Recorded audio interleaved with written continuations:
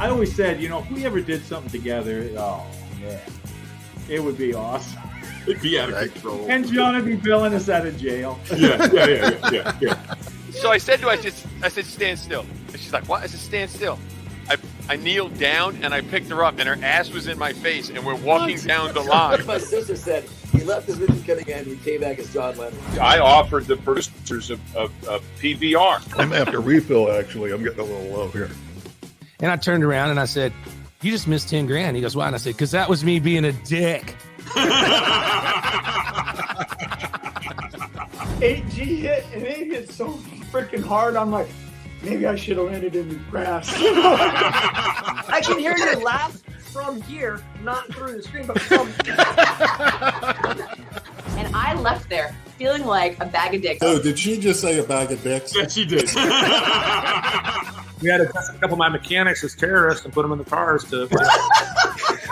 If you're not hustling, you're sleeping. How'd you pull that off, Chad? Well, You got some kind of magic wand or just a big wand? Hey-o. Man, we could talk for weeks about this stuff.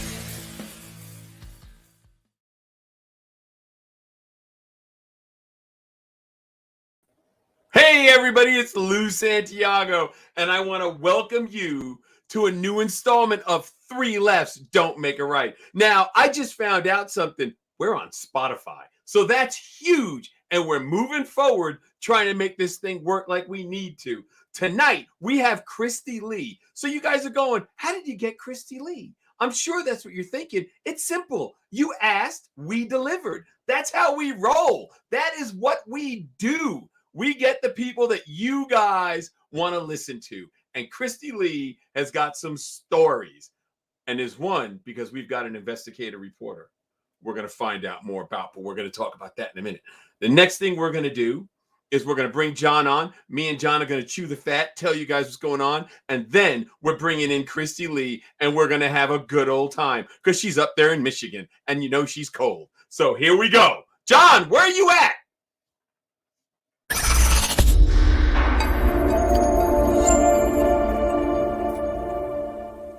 What you need to do is check out DEI, Design Engineering Incorporated. They keep the heat out so you're not sweating to death. Check them out.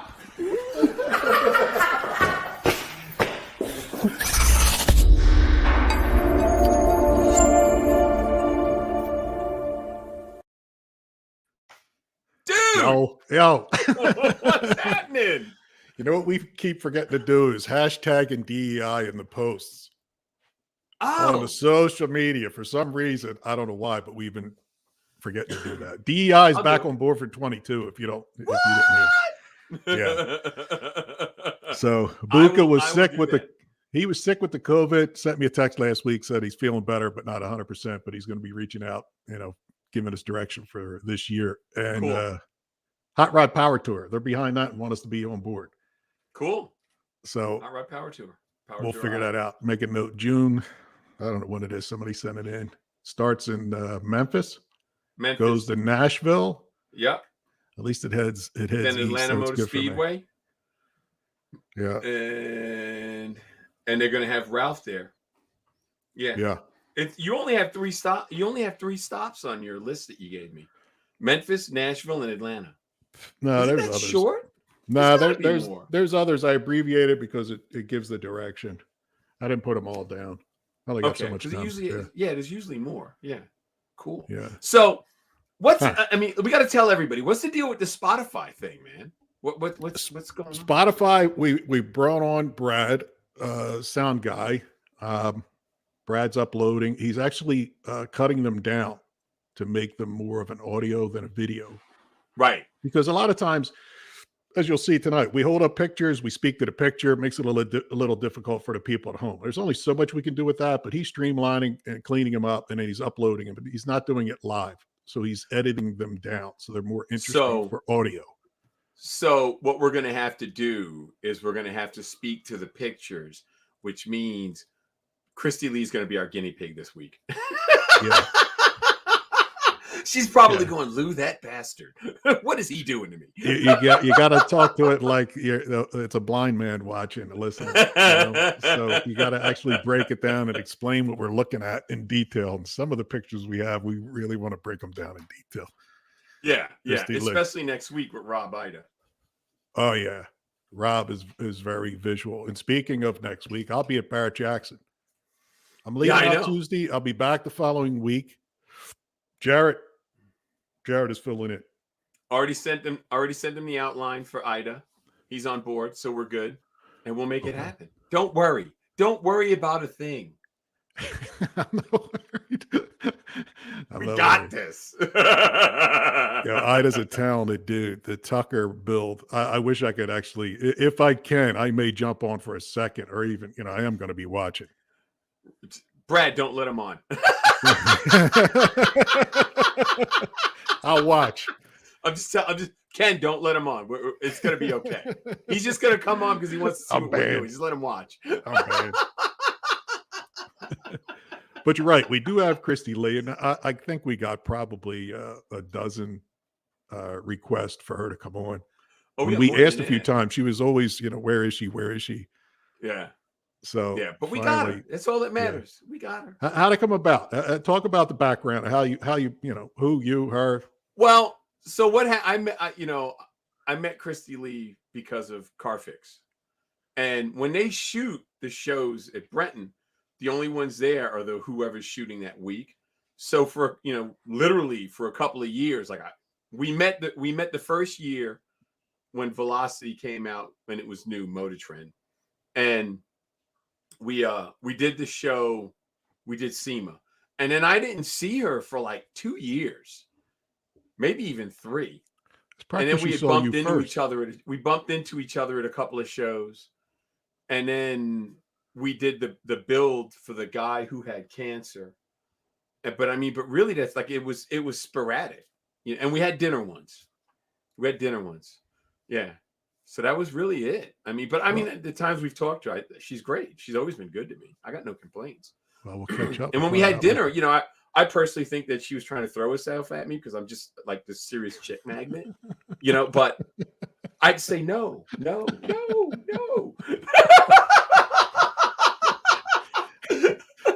I believe you. She's gonna give me shit that I watch. When she comes on, she's gonna be all over me. She probably blipped out. Forget it. She's beating me up right now. Like she's got the shank out. Got a Lou doll. She's probably got a voodoo doll. Oh, and real quick. Yeah. Because one of the guys, Kevin, wanted to know about my back. So I had an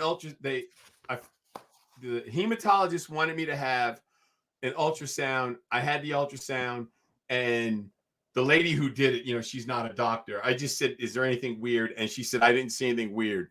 So I've already done everything I need to do. I got an appointment on Friday with my doctor, and then I'm going to have my doctor lean on the hematologist to sign me off so I can go get on the books to get my back done. That's where I'm at. Yeah. Any ideas as to the date? Not a clue yet. I'll know more when they sign off. Yeah. That's where that. I just don't know.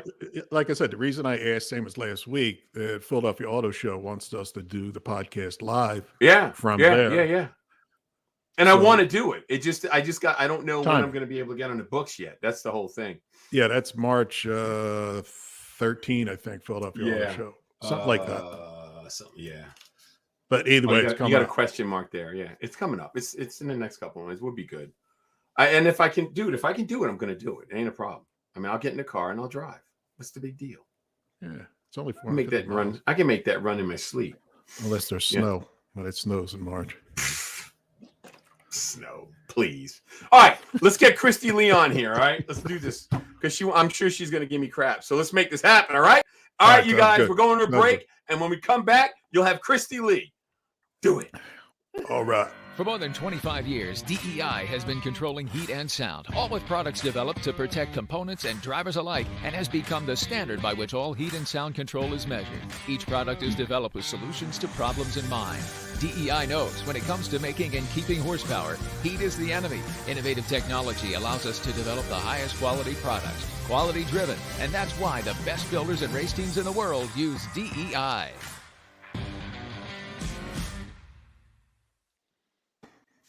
Christy Lee. How are you? Finally, you guys. I feel like I'm sitting backstage in what's basically the penalty box. Oh, hey, whoa. Blab away over here about how you're trying to be all like Rogan and stuff on Spotify. And apparently I want to secretly date Lou. And I just can't say anything. And I just got to be quiet and sit back. All right. Let's do this. He was throwing you a beating. That's typical Lou. Well, I'm ready. We gotta get it going. We gotta get it, you know, we gotta lay the groundwork somewhere, you know? What's up? Hi. Hello. Yeah. No. Hey. Okay, so wait a minute. Wait. She has one of those road course pictures in the background, and you have a motorcycle, and it looks like in your living room. What's the? I just need to know because I know you're a motorcycle. I know you're a motorcycle person. I do know that. This is not my living room. It's like my little podcasty space. But yes, these are these are road race courses that I have in fact ridden or possibly driven on, mostly ridden on. It's like my little wall art thing. And then yes, awesome. This is a motorcycle. It's one of actually really good, you guys. There's only 2 motorcycles inside my house at this moment. Only Only two. Only 2. I'm really proud. At one point there was like 4. Actually, I think there were 5 motorcycles inside my house. That's more like it. That's more like so it. 2. I'm doing good. New no, year. I think you're doing better with 5. I mean, you say that now until it's like there's motorcycles everywhere around every corner. So, you know. I'd have a car in the living room. Maybe. If I was allowed, I'd have a car in the living room. You know, the car doesn't really go in like the walkout basement sliding door thing. So if I could figure it out, I will let you know the engineering of getting the car in the house. Stay tuned. You take it apart, put it back together. You take it apart and then put it back together. What kind of house do you think I live in? It's funny because when I was doing muscle car, right, this guy, he sends me an email, and of course it was a phone number. So I called him. This is screwed up. He's in New York City, in Manhattan, and he was a shop teacher, but he doesn't have a shop. So he literally had a classroom on the 4th floor of the school. So he wanted to convert his S10 to an electric car. So him and his students took the truck apart, hauled all the pieces up to the classroom, reassembled it. Like he sent me pictures and everything. And he wanted 1 or 2 of the episodes because he had recorded them and you know he was missing a couple. So I just mailed him the disc. I was like, dude, that's freaking awesome. You know, so yeah, so it can be done. So I don't know why you can't have one in your house. That guy got fired. You know that guy got fired. He's not still there. They shit canned that dude 20 minutes after they smelled the gas. It was electric. It's okay. Yeah. Either way. If I had tenure, they can't get rid of them. Yeah, maybe. Right? Is that so, how that Christy, works? where's home base for you? Where are you located? Are you in Michigan? You still there? I am in Michigan. Yes. And if I had balls, I'd be freezing them off right now because it's really cold here. So welcome to Michigan, people. January in Michigan. Hey, it was in the 30s today, which is very exciting. Weather in Michigan at this time of the year for us Michigan people. I was walking around in a long sleeve t-shirt, just for the record, which when I lived in Florida seems absolutely insane. But now that I'm a Michigander, 30s warm. That's not what it is here today. I'm in PA, so crazy. Oh yeah, so you kind of know, except we get that like awful, horrid, frigid heat that frigid cold that I don't think you guys in Pennsylvania really get.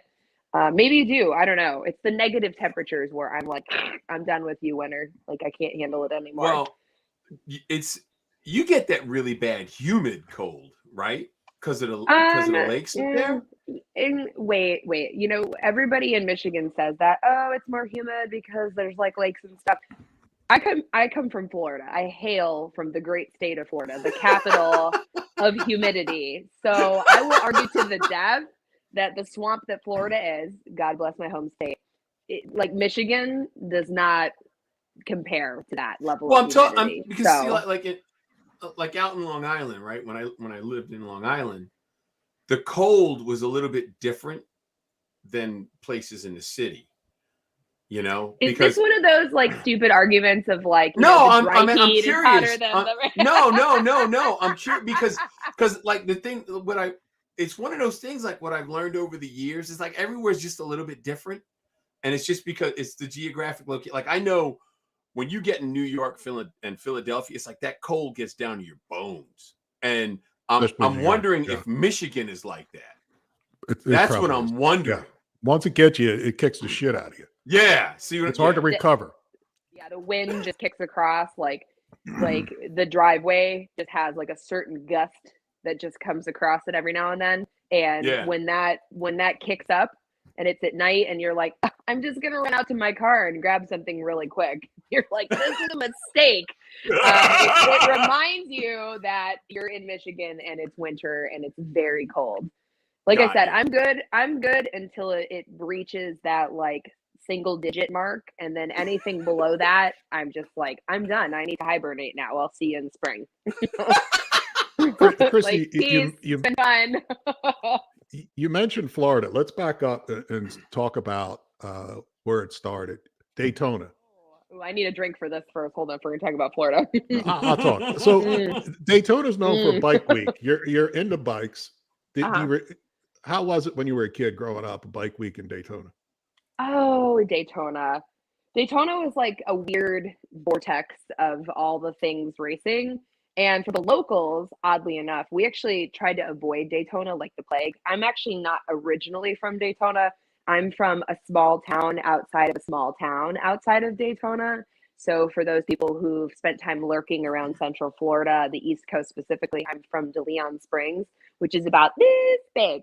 And I went to school and grew up in DeLand as well. And then in my college days, I lived in Daytona for a few years. And Daytona was just something that locals, we stayed away from that because like race week, bike week, spring break, all that stuff was like crazy times for local people.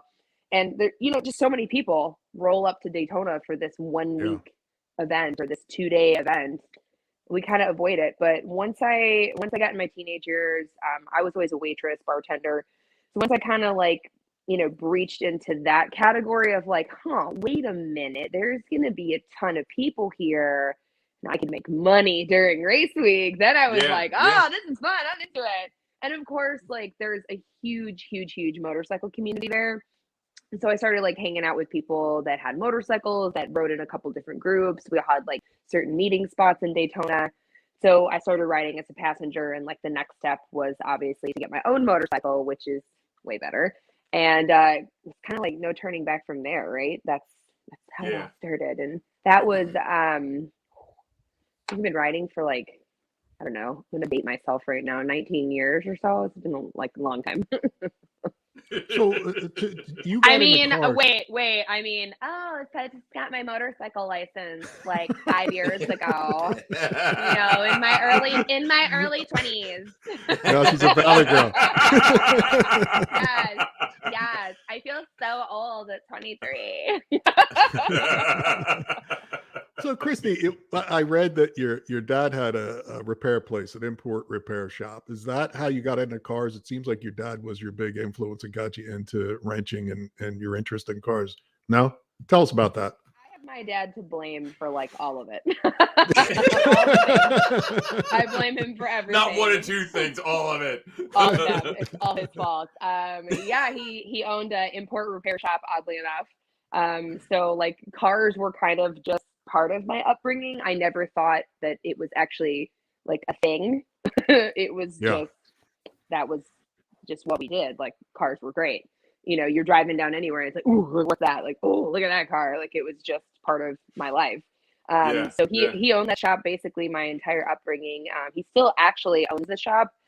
He leases it out to someone else now, but I mean, obviously he's retired at this point in time. But yeah, I mean, he's had that shop for a really long time. Don't want to date myself again. Not twice in a row here. Yeah, I mean, he was always into cars. It kind of made me into cars. When I was younger, he had a dirt bike. So got these like awesome pictures. I don't remember it, but there's photographic evidence, which is impressive for the 80s, of me as like a very small child on the gas tank of his dirt bike, ripping around the yard. So I think I was kind of bit by the bug at a very young age. Early. Yeah. Way too soon. That's never too soon. It's never too soon. Yeah. But wait a minute. So the big question is, and one of the guys posted it up. How the hell did you turn to Michigan from Florida? That's what I mean. Like that flashed across the screen and it caught my eye. See? Why the hell would you move to Michigan from Florida? I mean, fair question. It is certainly a bold, questionable move. I actually moved from Florida to Michigan in 2005 to, wait for it, invest in real estate. No other cool story. I literally moved from Daytona Beach, Florida, sunny vacation spot, destination Daytona Beach, Florida, to Detroit, Michigan, to buy and sell real estate and flip houses. Like way before it was like a cool thing to do, when it was literally just like, I like money and this is how you make it. Oh my God. But why the real estate there? Why Michigan real estate? Detroit, like a quick history lesson on Detroit. At one point in time, I think it was like in the 40s, there were a population of around 2 million or so in the city of Detroit. So it was like a bubbling city, you know, things were happening. People were like, things were going on in Detroit, Michigan. Like it was a great time to be here. The automotive industry was booming. Lots of housing was popping up left and right. Civil rights riots, lots of bad things. Anyways, long story short, later down the road, the population in the city of Detroit now is, I believe it's under 800,000. Like it's somewhere in the 700,000 mark. So you've got housing that supports close to 2 million people and not enough people to be in it. Still now to this day, there's a vast need for clean, affordable, ready to accommodate housing in the city of Detroit. And that's a big reason why I moved from Florida to Detroit specifically, because you could buy properties. Your investment, your initial investment was low, but the resale was very high because there was such a strong need. There still is now such a strong need for clean, affordable housing. And so it was a great place for investors to come. There was a small wave of investors kind of coming into the city at that point in time. And I mean, I did great for a couple of years. It was a great business. It was very lucrative. My cash flow was super strong. I learned a lot. I flipped a lot of houses. And then, you know, the economy kind of did its thing. Had a moment. Didn't listen to its therapist in 2008. And, you know, I think a lot of people went through hard times that year, and myself included. So how do you go from that to, from what I understand, a dancer for the Detroit Pistons? You guys hey now. See, that's what we call investigatory reporting. That's the 20. Yeah, right. What happened? That's the 22-year-old. It was last week. So how do you do that? Tell us this story, because I asked Lou. I said, Lou, did you know this? And he says, I had no idea. So the story of that is actually like I feel like less weird than my moving from Daytona Beach to Detroit story, because that's seemingly very random. I was actually in dance like my entire life. So moving up here and coming to Detroit, flipping houses was great for a while. I needed other things to supplement income, of course. When I first moved up here, I was also still working as like a waitress, bartender, you know, making great money in that scene, but then just constantly kind of like keeping my eyes out on the horizon for other opportunities. And me coming from like an incredibly small town, you know, Daytona, and then me growing up in DeLeon Springs, what's our biggest like professional sports team? Like the Orlando Magic was over an hour away from where I grew up, and that was like the biggest team around. And then you come to Michigan, and it's like, wait a minute, we got like a professional sporting team for like all the genres, and like you know, collegiate sports are really big here too. What is this? And I actually read about an audition for the Detroit Pistons dance team, and I was like, well, wait a minute. Oh my God, you got all the pictures. You're right down. You're down at the bottom, right? I thought I had all this deleted. No, I'm just kidding. Where did you find that? Wait, Lou, you said that I'm the one that's like been wanting to date you. Maybe it's the other way around, and you've been. Well, you know, I can neither confirm nor deny that. that sparkly sequined outfit, just like really. It's all about the sequins, you know that. Come on. Yeah, baby. Yeah. It's all about the sequins. Oh my God, I love it. So many sequins and sports bras and little skirt thingies and pom poms and all the things. Yeah, I mean, I've like I said, I've been in dance my entire life. So for me to like be part of a dance team, like I was on the dance team in college, I was on the dance team in high school, in middle school. So that was I don't want to say it was like a smooth transition. I literally went from like my community college dance team, moved to Detroit, and then like a year later I was on the NBA team. So it was a smooth transition. Wow, pretty cool though. It's very cool. It's very cool. It was a fun gig. It was a really fun gig, and the Pistons had just come off a championship in 2004. So for me to be on the team in 2006, they were obviously still championship contenders. I mean, we went all the way to, I think we went all the way to the Eastern Conference Finals the year that I was on the team. So it was, you know, it was an exciting time, and we worked hard, and like I was in amazing shape. It was like, it was fun. It was a lot of fun. I mean, it was a lot of work for like not great money, but you know, not everything's about the paycheck, right? It's a good time. How do you go from that? That's how cool. do you go it's from cool, that though. to how do you go from that to TV, All Girls Garage? How did that come about? Well, I heard Lou was going to be there, so I was like, I got to show up. Again, there you go. That was her mission. See? That was her mission. I've got a 2002 on my shirt too. How about that? Yeah, All Girls Garage. So, wow, how can I do the condensed version of this? I did dance team. I did the Major Indoor Soccer League dance team. The next thing I did was I won a contest at the rock radio station here in Detroit, 101 WRIF, The Riff, to be like a spokesperson for the station for a year and do the traffic, sports, and weather every day in the afternoon drive. And I won that contest, which was kind of cool. But that was like my first like broadcasting gig. And I really liked it. And I thought I was pretty good at it. Everyone was like, you know, when they say you have a face for radio, you don't. You should do something else. Wow. Like, okay.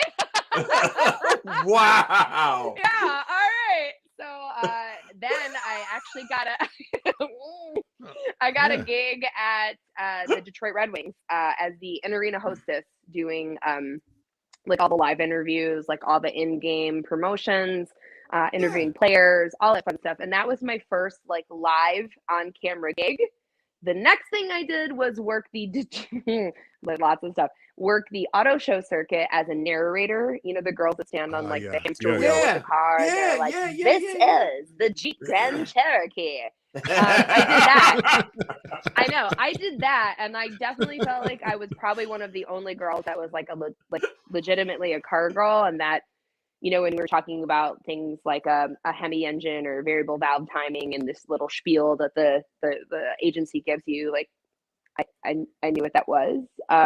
So I loved it, but I'm not a model, so that wasn't really like, that wasn't my world. Like standing in a cocktail dress and heels all day, like wasn't my thing. Oh, look at that, off the shoulders and everything. Oh my goodness.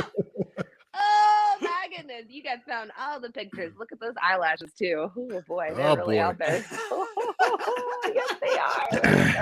Look at those bad boys. Hey now. So I went from the Okay, I'm wrapping this up.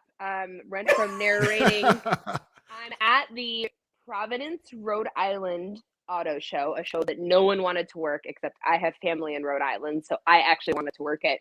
And this guy comes up to me out of nowhere and he's like, "Hey, I'm an executive producer of like things that are on TV. You'd be great on television. Do you like cars?" We talk for a minute and here's my card. And I'm like, "Great, I can't wait to be the star of your next big show." Well, turns out it was Don Passante. One of the people that runs Brent Productions. Yeah. And so flash forward a couple months later, I get a call from the producer, Elaine, and it's like, "Hey, you want to come down and audition for the show?" I was like, "No way, it's real." That is and so I crazy. went down and auditioned on set during a filming of Truck U. So I'm sure you can imagine that stepping into the Truck U set with Bruno Massel and Matt Steele was just easy peasy. And they didn't razz me at all for being a girl. So I went and auditioned live on one of their tapings, and I think they brought in like a handful of other peeps to audition either a couple weeks later, a couple months later. I have no idea the timeline. And poof, sometime a few months later, there it was, All Girls Garage. And that was it. That's pretty cool. Wow. That's crazy. Your story's way cooler than mine. The toughest thing I was asked was, "Would you work with Jared?" I'm like, "Yeah." Okay. That was the toughest thing. Wait, you weren't like standing next to a car in a cocktail dress when you got discovered? No, I didn't. If I would have shaved my legs, I could have pulled it off. No, he had a face for radio. Don't let him lie. He still has a face for radio. See, you've been doing it wrong. You're shaving your head when really. Well, it's one of those things, When I had hair, it was almost like Sideshow Bob's. It went out and went poof. Oh, no. That's good. Oh boy. That's good. Yeah. And I've said this before. It was funny because I've been shaving my head since '78, and when I retired from the military, I figured, let me grow it, see what it looks like. Yeah, I was bald. I didn't even realize I lost my hair. Just go back to shaving it. Oh no! Yeah, it was no big surprise. Oh, okay, it happens. That moment when you're like, "Shit, this did not go as I planned it." Well, I always say if I'm going to get a convertible, I need to have hair. So I just figured, you know what, I could get a convertible now. So I just, it was gone. I mean, you can always get one of those like sweet visors with like the fake spiky hair. Like I heard everyone's doing that. Oh no, I'd go full on like wig. I'd go like and I'd get to. Like I would get a wig like with your hair, like long, doesn't belong there. You know what I mean? Like it's just totally not me. It's my natural hair. Brett No, Michaels. you don't need that. Brett You need like Beyonce hair or something. Like Yeah, exactly, like... exactly. It's just like so. Do better. So than not that. me. And then when people say something, what are you talking about? It's my real hair. That was your problem. It's natural. I was a model for Pantene. Exactly. See, that's how you got to do it. Because if you're gonna go, you got to go all in. Oh my god. Got to go all in. So I love it. Go ahead, John. The other TV projects you did, Garage Squad, and you did last year the Joyride. Yes. Tell us about how you go from one to the other to where you are now on Discovery Plus. Oh, look at that! That's my truck and my motorcycle and the race bike and some of my garage and my camper and my driveway that badly needs to be repaved. Go me! Oh, look, the gutter stands out. God, why did they show that? Look at that. You can see my security camera. Good Lord. Wow, you guys know all my things. Like I'm worried about the next picture. It's getting like deeper. Oh wait, we have more.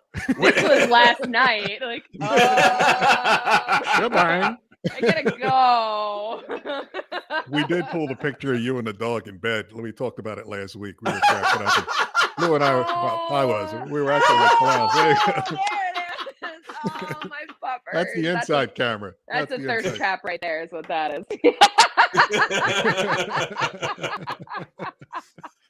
Oh my God. That's a picture picture we Okay. put up when I said we're going to have Christy Lee. That's the picture we put up. Yeah, we hijacked it from your Instagram. Of course, I was telling people you texted it, but it's good. My poor dog. I'm using her shamelessly. She's being used for her cuteness. Okay, celebrity IOU Joyride, which is one hell of a mouthful for a show title. Yeah, like that was like a really cool show. It was a really, really awesome experience. Really great concept, because at first you hear it and you're like, we're like building cars for celebrities, and you're like, I feel like Exhibit did that back in like the 90s with Pimp My Ride. It's been done. Like, we don't need to do that anymore. But we weren't building cars for celebrities. We were helping the celebrities build cars for people that were very deserving in their lives. And at first I was like, okay, this is cool. It's like a give back story. But then once you're in it, like, these are emotional stories, not only for the celeb who, you know, they the walls kind of come down, the shell is taken down, and like they get to be a little bit more exposed with this of, you know, we're all just people. Everybody like has people that are close to them in their lives. They have emotions, they have hard times, they have stories, just like the rest of us. And we got to see that side of the celebrities, which is, I think, what makes it so different for a celeb-based show. And really work closely with them to get to know this person or persons in their lives that were so influential or important or critical, and why they wanted to build this car and give back to them, and what that car meant. And was it a dream car? Did it signify something? I mean, family stories, memories, people who were sick, people that passed away. Like, we cried a lot. And I didn't see that coming with the car show, but like, people talk about crying when they watch the episode, and I'm like, I was there. I cried like a baby. Yeah, Yeah, it was good stories, lots of good vibes, all good feels. The projects we work on were like all over the place, and not like the traditional kind of car restorations that we would expect with muscle cars and, you know, doing resto mods or just complete restorations. You know, it was kind of all over the board with the projects, and they were truly some unique builds. And I like learning new things, so I got the chance to learn some new stuff with new projects, and that was cool for me because we did some out of the box kind of things. Yeah, that is cool. That's very cool. Which one of the stories that on the show hit you most? Which one touched base, or one you? Oh, it's so hard because each story was like everything was so unique. And what was weird about it was we worked so close with the celeb, and then, you know, their team, and they're hearing their stories and learning about this person or persons, but we didn't really get to meet them until we actually gave them the car. So it's like, you thought you knew this person, and like you're reading information, and you're getting text messages, and you're getting photos, and you're like Instagram stalking these people, and like finding all the information on them, and then not meeting them until we would do the car reveals, which essentially were under the guise of some highly fabricated story. Like, some of them were, hey, everybody's here today for like a press photo shoot type thing. Some of them were, you know, I need you to be here on set today for like X, Y, and Z reasons, and that's why. And you've got the hairstylist that's like pacing around like, what am I doing here today? I don't know why she needed me. This is so weird. And then it's like, oh, surprise, we just built a mobile hair salon for you because your business got ripped out from underneath you, and you lost your space in the building, and now you don't have any place to have your salon and run your business, and we just made that for you. Here you go. Wow, that sounds like a heck of a budget. That sounds expensive. Yeah, I mean, you know, it wasn't, you know, we did some pretty ambitious projects. I think the most ambitious was turning the 73 Buick Electra into an electrified Buick, like full-blown electric, on literally a Karma platform, like a Karma automotive platform, like the skateboard. Which was crazy because we took like a really old, rigid 73 Electra, which personally I had never seen in person. Because who the hell wants a Buick Electra? Hey, whoa, settle down there. Settle down. We're making a comeback. Settle down. I'm a big fan of the Deuce and a Quarter. I'm a big fan. I feel like that car also has a face for radio, but that's okay. That is, when you're riding in that, you're riding in serious luxury. And it is definitely a different car. So it's not your it's not your typical Cutlass or 442 or any other GM era 60s, 70s car that's very expected. So you see a Buick and you're like, oh, what? An Electra? Okay, that's what we're gonna work on, and we're gonna electrify it. Okay, that's kitschy. I'm into it. But it was really cool. Like it was a crazy project. It was a crazy idea. There it it was a is. crazy There it project. is. There you go. The boat. There it is. It's a bad I've bitch got a there. 67 Grand Prix in the garage, and it looks just like that damn thing. I mean, the V Yep. bodies, like, man, Yeah. they were like, we're gonna change nothing except the badging. Yep. There you Yeah, go. that's probably 28 foot long. That thing is It- badass. it's- Barely fits. It's 27. I'm just kidding. please, 28. Ridiculous. So, that show done with? I mean, you still do, because I've never heard of it. We finished Good. filming season 1, but we are doing the let's hope for a season 2 type dance. Got you. Got you. Yeah, we modeled it after the Property Brothers, the house guys, did Mhm, their version of Celebrity IOU, but with houses, which is maybe may or not be better than Cars. I don't know. I think the Cars are better, but that's just me. I might be partial. So they did the same concept, but with homes, and we Right. did that with Cars. So yeah, we're just kind of over here waiting to hear.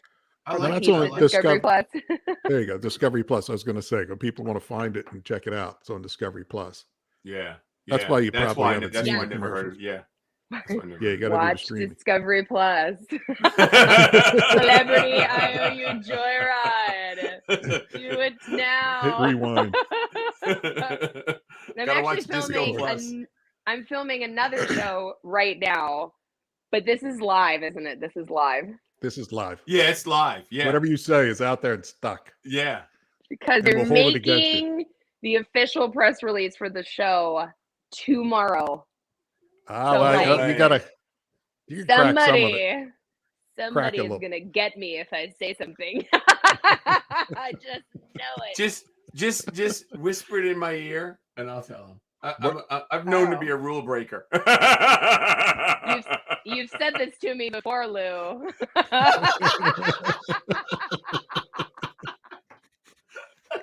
Okay, so we won't talk about that. We won't talk about that. We're gonna Go move ahead. on. What's the deal with Tunnel of Fire? I don't want you to get in trouble. Oh What's the deal my with Tunnel of God. Fire? What happened there? What's the deal? It's a movie. Oh, Come on. no. What do you got?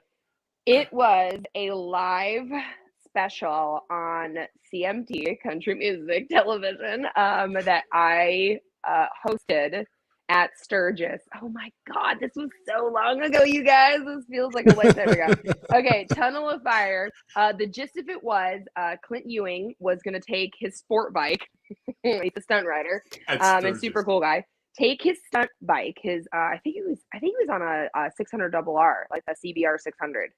Yeah. Like a Honda. I think he was on a Honda, if I remember correctly. And basically they built, oh man, I want to say like, I don't know, 100 foot, like a length of maybe it was the length of a football field. I can't remember. A long ass tunnel. There we go. That's the technical term. There you go. AKA. A long ass tunnel.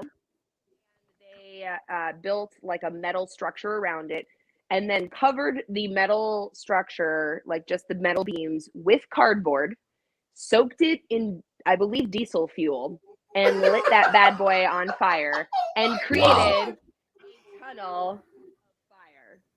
Oh my He God. rode his 600 through the tunnel of fire. He was trying to break the Guinness Book of World Records, and go through. This was like the next longest distance of riding through a tunnel of fire, like whatever that length was or what that number was, like that. This was the next step up, so he could break the Guinness Book of World Records, which we had the guy from Guinness like out there was Yeah. so weird, dude. It was like he was just like something that looked like he was out of a cartoon. He was in like this little like suit. He looked like he belonged at Hogwarts or something, and like Harry Potter was in the car.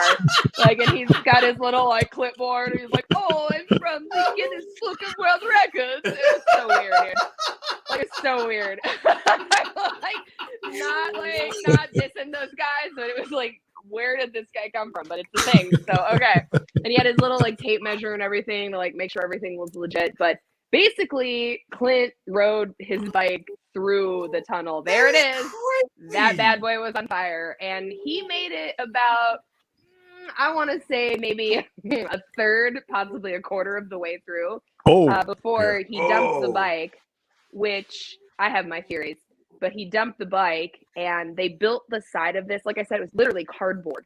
The sides had like flaps, so he was actually able to like log roll out from underneath this actual tunnel of fire, underneath the cardboard flaps. And then he came. We were live, by the way. This was live on CMT. He comes out, and he's like he is literally completely head to toe engulfed in flames. And I'm not kidding you. All you can see is the helmet. And you're just like, I'm standing there and I'm the co-host. And I'm like, and like he rips the helmet off. And then he's like, you know, stop, drop, and roll and all that stuff. He's got fuel on him. That is crazy. I don't think he had fuel on him, maybe, but he was like, he was on fire. It was hot. And he had very severe burns on his hands. So they ripped the gloves off, put him right in the ambulance, and took him away. It was insane. It was like the craziest thing ever. It was a terrible. So terrible how did you idea. pick up? How did you pick up from that after they shuffle him off and you're live? What do you say to this? The producer, like in our ears, like, get in there, get in there. I was like, I think he's dying. I don't know. Oh my God! Not getting in there. Trying to get an interview with him. Crazy. That is before he crazy. goes off in like the ambulance, I was like, I think he needs like medical attention. I'm not worried about this interview. You want me to interview him and he needs medical attention? What's wrong with you? It's like, Clint, how are your hands? Are you okay? Oh my God. No, I'm on fire. Go away. Yeah, it was crazy. It was like the weirdest stunt ever. I mean, in my opinion, I swear I heard him drop the clutch. So I swear to this day, I heard him pop it in neutral instead of like, I don't know, second or third. So I'm like a naturally aspirated bike. You popped it in neutral and he planned on maybe coasting. I don't know if that was like a Guinness rule. It had to be like not under power. I don't know. That makes no sense at all that you would It doesn't try make to any coast. sense. Yeah, it But doesn't make any sense. In that moment when I heard him, like obviously he, you know, went a ways back before he went in this thing and like, you know, accelerated. It's a sport bike, so and he just like rails it up to like, I don't know, probably fourth gear maybe. And I swear to this day, he dropped it and it went right to neutral. And it just like, I heard it and I was like, why would he? And then 2 seconds later, tuck and roll outside of this like flaming thing and he's on fire. Like, it's crazy. So I don't know if he had a plan. I know after the fact, we actually like scraped the melted GoPro off the ground that was on the front of his motorcycle and saved the SD card, which was great for CMT. Like, you're welcome. Oh, yeah. Wow. Like, and in the end, I've seen Clint since then. So like, he's good. Hands function. Everything's fine. He got the medical attention he needed. There was a lot of medical personnel on site. They had, you know, I think they had like a helicopter there to like dump water on the thing after the fact. Like, safety precautions were being taken, but it was a incredibly risky stunt for an attempt at a Guinness record. Yeah. It was a really crazy event to cover too, because Sturgis is kind of like a mind trip anyways on its own. Sturgis is very special. Yeah, it is. They should make a series about surviving Sturgis. Like, CRISTY, I don't know if Lou told you, but we have investigative reporters. You see, we pulled up some old timey pictures here, but there's a story that we're supposed to ask you about. A couples massage. Yeah, Lou, get into it. Couple Cruising the massage Coast. you and Courtney Hansen. That's all we found out. That's all we found out. We were told that it's a good story, so we're just throwing it out there. Don't make us tell it. I love Courtney. I'm just saying. Don't make us tell it. Spill the beans. Okay. What happened? Massage. I don't even remember. Speak slowly. Speak slowly. Don't act like just. This one sounds good. Just remember, John's into same-sex marriages as long as both chicks are hot. Just remember that. So speak slowly, speak calmly. That's the rule. Okay. I don't remember. To be honest, 'cause there was wine involved, like leading up to that. Alcohol involved. I think it was a joke to like get a rise out of the Instagram fans. That's not what we heard. That's not what we heard. Why? What did Courtney say? She didn't say anything. She's but lying. We're gonna have to ask her now. We always work this car show. Cruising the coast in Mississippi, and we have a blast. It's a really fun car show. It's a ton of work, and we always swear our asses off down there because it's Gulfport, Mississippi. But it's Gulfport. Yeah, we had a great show, like we do every year. And we always end up hanging out after the shows or like for dinner or whatever it was. And I think the promoters of the event that host it like at one of the casinos there gave us like both complimentary massages one of the days that we were there. And I think there was like a joke of like, well, do you guys want like a couples massage? We're like, no, we're good. Just one for her and one for me. That'll be fine. Like hold hands the entire time, and like it was beautiful. That's a show I have never gotten to go to, and I was stationed in Gulfport. So I was stationed there. Yeah. Oh, yeah. You would love it. Oh, dude, Cruising the Coast is like, it's just huge. It's such a huge event because they're like Gulfport, Biloxi. They go all the way up to like Pass Christian, Bay St. Louis. Yeah, like it is.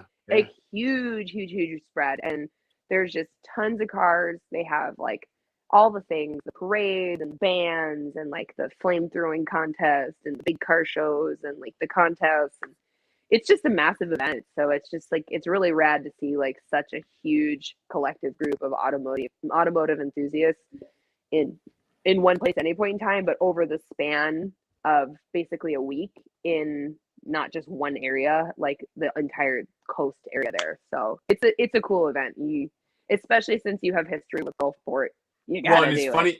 It's funny because it's like that's the place when you go there. If someone gets an autograph from you and say they know me, they probably do, because there's probably like 100 guys I know that have retired there. Or I've had that happen before. Yeah, I'm good buddies with Lou.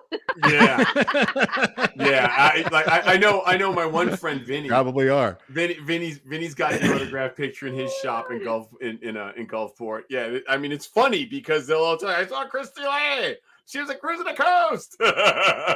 yeah. It's just I love it. I want to go. I want to go. To answer some of the questions, there was everybody keeps asking about Barrett Jackson, but Barrett Jackson has gone over to history. Are you going to be part of Mecum? What's the story there? Do you know? Not, unfortunately. Mecum is going to be, well, has already been, I should say, on Motor Trend. But unfortunately, I am not going to be part of that new broadcast. I missed my chance to work with Chris Jacobs again. Oh, no, I love Chris.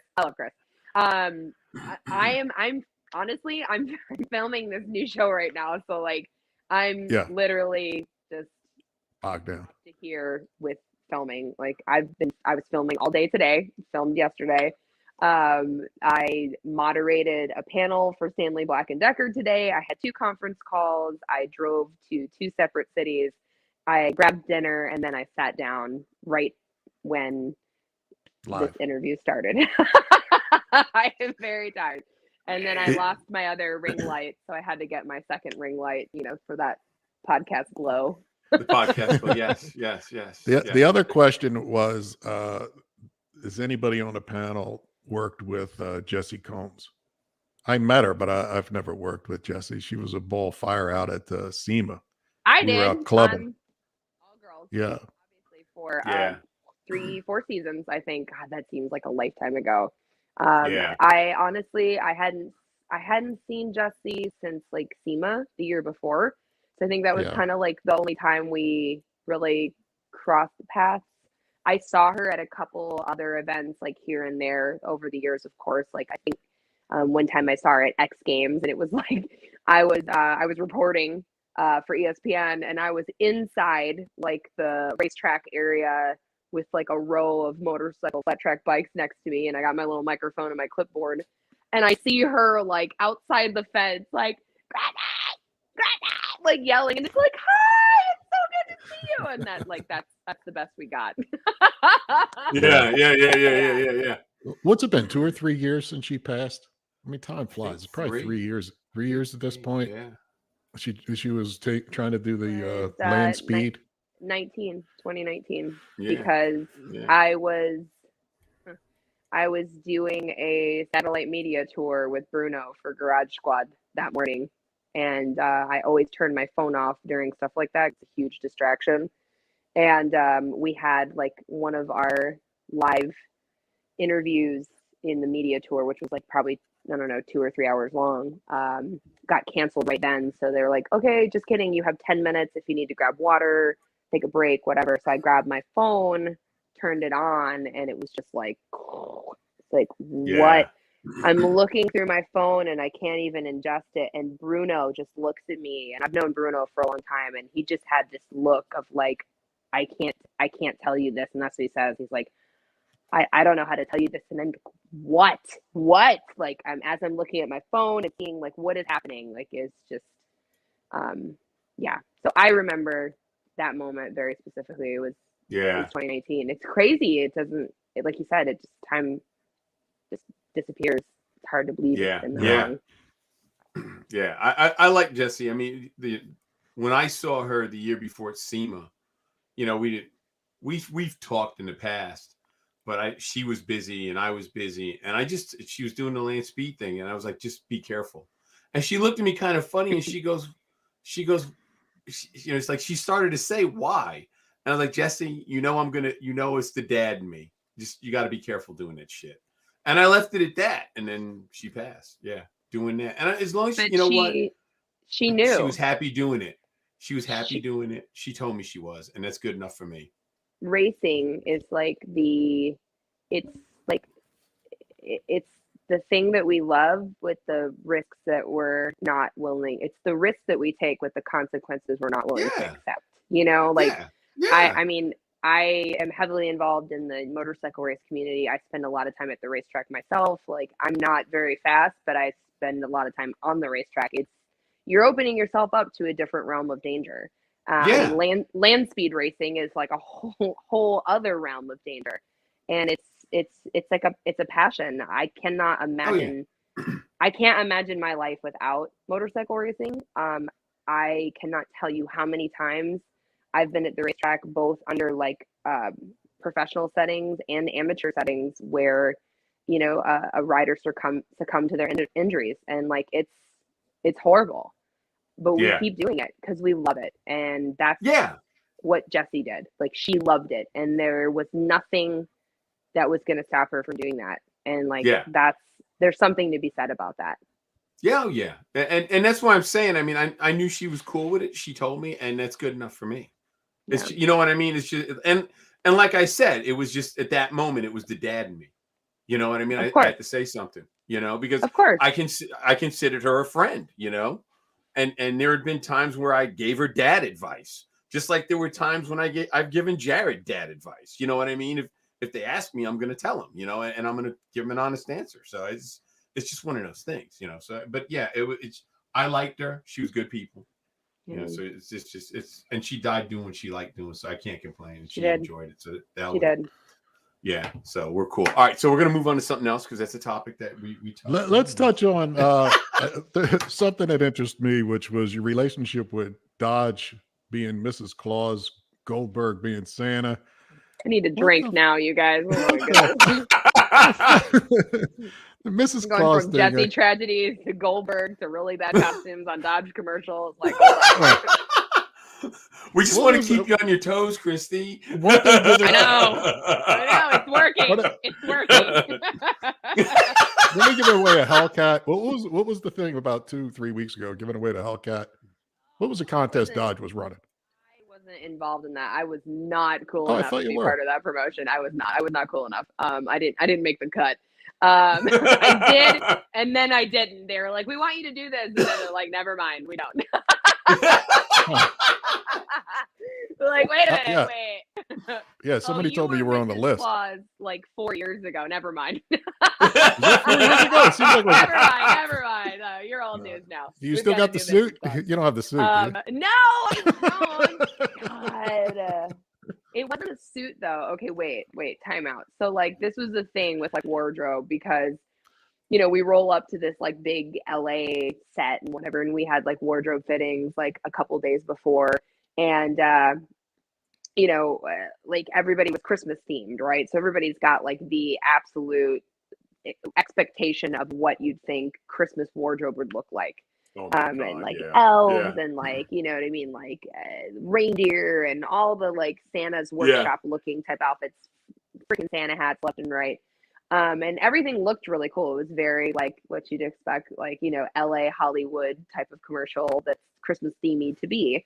And I roll up and of course they want to put me in like a Mrs. Santa Claus like dress thing. Like I needed like white hair and a bun and some like little spectacles, and I'm like, no, I'm Christy Lee. I want like thick leather pants.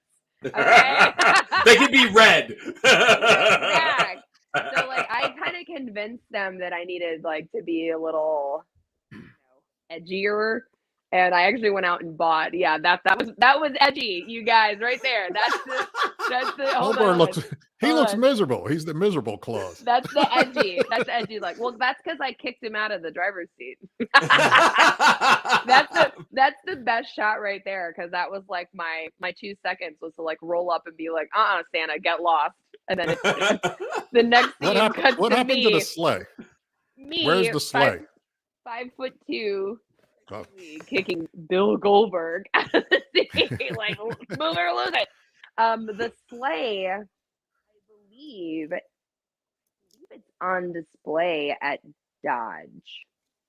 It probably is. It made a tour with the auto show circuit that year. So I think it went from our set to like the LA Auto Show and then maybe like Chicago, New York, that kind of stuff. Like it made its way around. The sleigh was actually really cool. Like it was a legit Challenger that they actually gutted and built a sleigh frame and dropped the entire body onto. That's so awesome. And it still started and it still ran. Yeah, really? There you go. That thing was a bad boy. Like it was really, really cool. Like when they first rolled up with that on set, like I think it was like the second or third day. And of course they, tried to keep it a little bit embargoed. But Bill being Bill, Bill and I, like, they were like, of course, Bill, come on, go over here. And I was like, ooh, I'm getting in on this. I'm getting in on this. It looks good. Secret things under like, big, big car covers with Bill Goldberg. I'm in. So they like reveal it, pull the car cover off, and it's just like, whoa, that's pretty rad. So like that was the centerpiece for the commercial. I think it lives in inside Chrysler FCA, now Stellantis, headquarters here in Detroit, which is actually like 15 minutes from me. I should pop in sometime. Say, hey, what's up? You should. Gotta keep that relationship. Ask me if you take it for a ride next Christmas. Go deliver some gifts. Just a quick spin. And you could legitimately do the, don't you know who I am? I'm Mrs. Claus. Never worked, by the way. Never worked. Don't you know who I am? No. Get lost. Oh. Bad. So I met Bill, right, when I was doing Muscle Car. And there's this guy in Tennessee. He's got some really cool cars. Like he's got a 69 Yanko Nova. Like it's not a big collection, but they're all really important cars. So I come walking out a Muscle Car and Bill's talking to this gentleman about his ZL1 Camaro that he's got. And I walk up. I go, man, this car sits too high. I would do this. I would do that. I'd cut it up. I'd lower it. Do that. You know. And Bill goes, if you were to touch this car, I'd kill you. So you know how in wrestling, when they hit each other in the chest, they stomp. So I do that. Wham! I stomp. I go, man, I watch wrestling. I'll fuck you up. So he grabs me and puts me in a sleeper hold, and I start doing the Hulk Hogan thing where I'm raising my arm and I start shaking it. That's how I met Bill. That's how I met Bill. So did you kick his ass or what? He tapped out. He was lucky. He was lucky. He tapped. Yeah, he got scared. Yeah. Yeah, it was huge comedy. And then that same year I went to SEMA, and he was in I think it was Shell Oil's booth. He was in an oil company's booth. And there was a mob. It was a sea of people. Like they were in the aisle and you couldn't get by, and he's there, and there are these 2 or 3 guys dressed like Men in Black, and they're supposed to be his protection, his security. So I'm standing there going, Goldberg, I'm going to kick your ass. I'm going to kick your ass. And he turned, I'm not saying I'm loud because I'm not. He spins around and I'm yelling at him, still pointing. He turns around and he starts coming through the crowd. And I'll never forget, it was the funniest damn thing. He's just pushing through the crowd, and he palms this guy's face and moved him over. Comes over, grabs me, and hugs me. Everybody, but the funny thing was the security guy's like, oh my God. They're running through they're trying to catch him in the crowd. Yeah. That's pretty good. I can see that.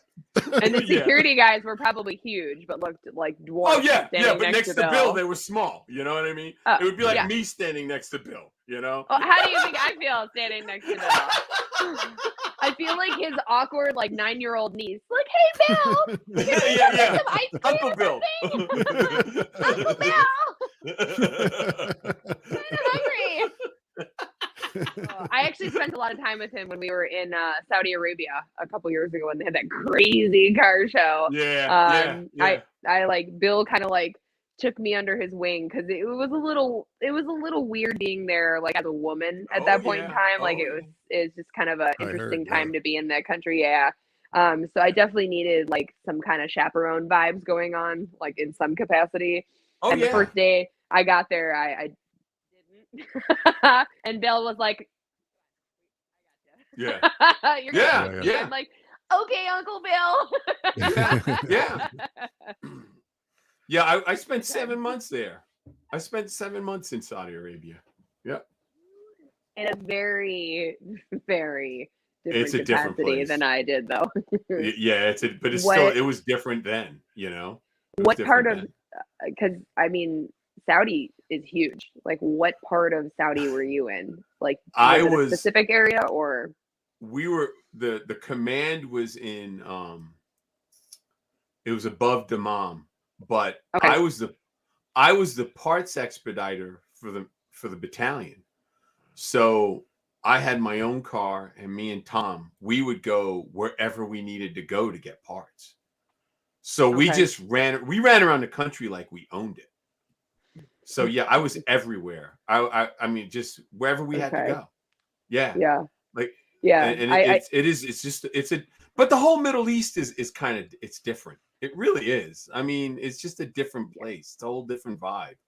I will say that my expectations of what the country might be and what it was were definitely very different, but in a good way. Because I did have this stigma kind of in my head of what the country might be, and then you get there and you're like, wait a minute, this is not what I'm seeing on the news. This is a little different. Right. We were in the capital city. We were in Riyadh. Yep, I've been in Riyadh. There's something to be said about that, because there are, at the time, and I can't shed light on when you were there, obviously just when I was there, which was very brief. But, they had just opened up tourism to 130 something different countries. So please come to our country. They're welcoming tourists with open arms to bring a tourism industry in.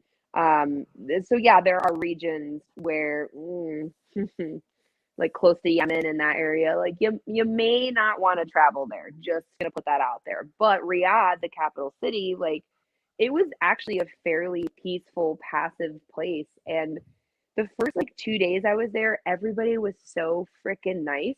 I was like, this is a trick. This is a trick. Like, why is everybody being so nice? Like, I'm gonna turn around and somebody's gonna snatch up my purse. Like, I felt more threatened in New York City than I ever felt the week I was in Saudi Arabia. Oh yeah, like, people would move their chairs in like the coffee shops so you could sit closer to them. Like, welcome to our country. You're like, okay, thank you. Like, I'm glad to be here. Like, this is insane. When I went, I really, there was this gentleman, and he's probably dead now because he was easily in his 70s. He was educated in France, so he spoke really well English. He spoke French. He spoke a couple other languages, and he ran the international dealership, and he gave us because I rode with Tom, and he gave us like the whole history of everything. I mean, this guy was he was a cool dude, and I could not say his name to save my life, so I just called him Ahmed because that's what I am. That's what I do. But he was he was just a really nice. He was a nice guy, and just talking to him, you know, like you never got the impression that he was lying to you. You know what I mean? Like he wasn't sugarcoating it. He was gonna, if it was bad, it was bad. If it was good, it was good, and he'd tell you. And that was really cool. And then we met there was a Pakistani gentleman, and I'm not going to say his name because he's probably still there working, and I don't want this man to get in trouble. But we would go to this one diesel place. We'll call it Cummins, and he comes up to me one day. We'd always go in the office, and he would never close the door to the office, but we would always have tea with him. So one day he closes the door, and I'm like, me and Tom like, oh, this is really weird. Why is he closing the door in the office? So he goes, yeah, exactly. We're like, you know, we're reaching for the weapons. You know what I mean? Like we're gonna shoot our way out. And he goes, Mr. Lou, I have a favor to ask of you. I said, what's that? He goes, can you get me a Bible? And I'm like, you know, a Bible in this country is illegal. He goes, yes, I know that. And I said, okay, I can get you one. Like, if we're breaking the rules, I'm there. And Let me find that for you. I got him a Bible. Really? I got him a Bible. He wanted to become a Christian. I was like, not a problem, man. I'll get you one. And like 2 days later, I gave him a Bible. Yeah.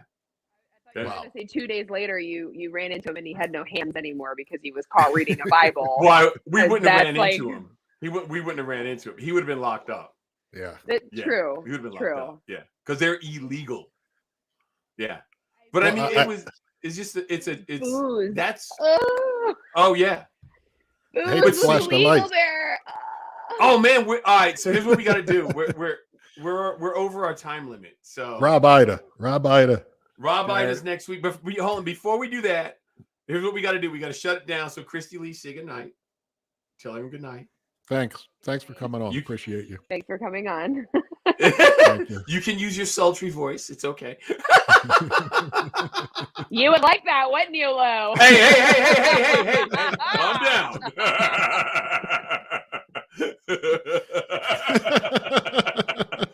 John, say good night. Good night. Thanks, everybody.